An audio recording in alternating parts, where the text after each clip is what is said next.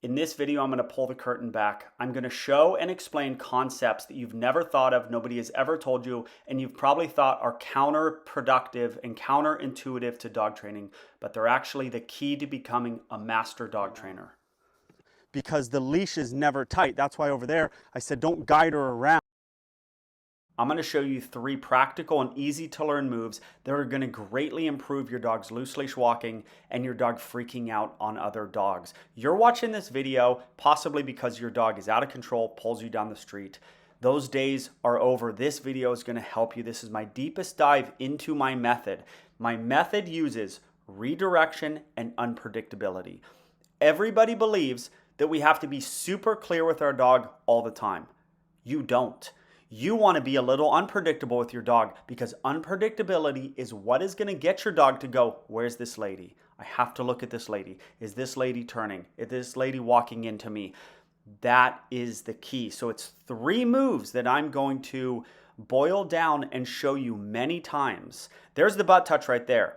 That is good for when your dog you're just standing there and they're pulling and you touch their butt and they flip around. This dog's sitting for the first time. But once we start walking, you're going to see these 3 moves right now. Okay, so the dog jumps. I just kind of walk into him. Treats. Treats help this process. Treats do not, almost never fix your loose leash walking or cause loose leash walking. They're nice, but they're not everything. They're a small part. So here's the moves. Ready? You're going to see them right here. First is going to be the 180. Walk, turn, and there is the cutoff. I like to do those 2 moves together. The 180, and then you cut the dog off with walking into the dog. You do not knee the dog. You simply walk. The dog is looking, and then he sometimes runs into you.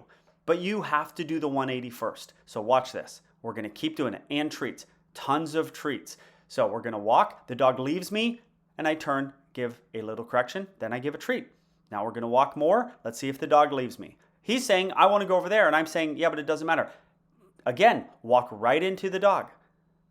He's got to avoid you. Your dogs right now, they get the leash on, they pull, and you've set it up where they just pull wherever they want to go. This creates a loose leash. This creates the dog checking in with you to go, where's this person at? So this 180 move is awesome. You turn around. There, I turned around and treated. It's constantly turning. You're doing this in your backyard. Constant turns. Right now, the dog's leaving me. The dog does not know where I am, okay? You're going to see, dog's leaving. Is it terrible? No, it's not terrible, but the dog is leaving. Little tiny correction, and I'm going this way. On that correction and all these corrections, the dog is learning I have to watch this guy. And then I will get treats next to this guy. So walking, walking, walking, and turn, and little correction, and go this way, then treat. That's the key. In your backyard, in your front area, if you have a big house, in your house, walking, walking. There's the bump method. So the dog is basically walking into me, and I'm going, you want them on an island. You want them to not be touching you. You don't want them to feel the tight leash. You want them to have to look at you. The only way you get a dog to look at you is with a loose leash and when they're not touching you. So leaving me, now following me. Good job by the dog. And walking, walking, treat. For hanging back, for not going forward, there's the bump, there's the bump. So the 3 methods are the 180, which you have seen, 180 right here. Dog was coming around too slow.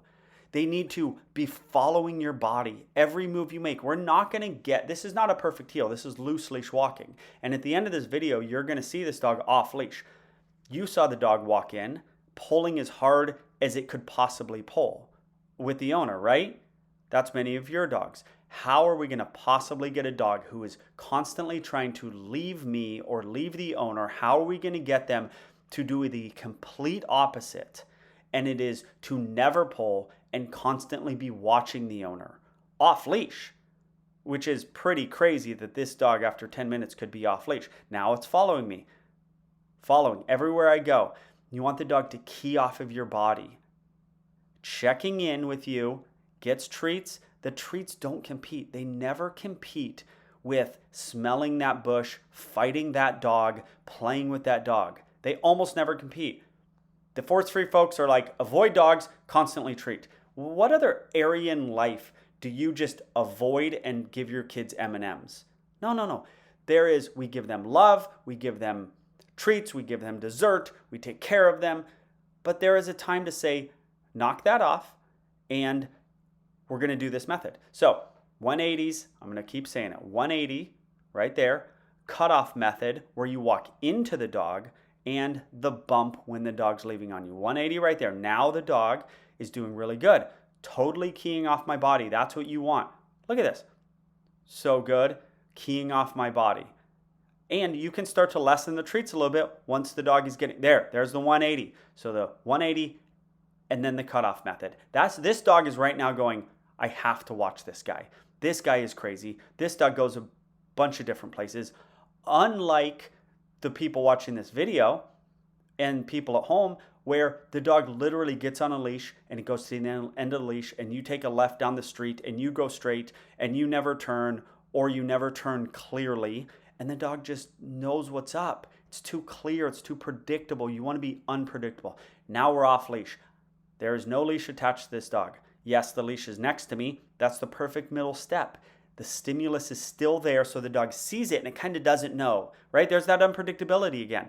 The leash is off. The dog's kind of going, I don't know if it's on or it's off. I might as well just follow this guy.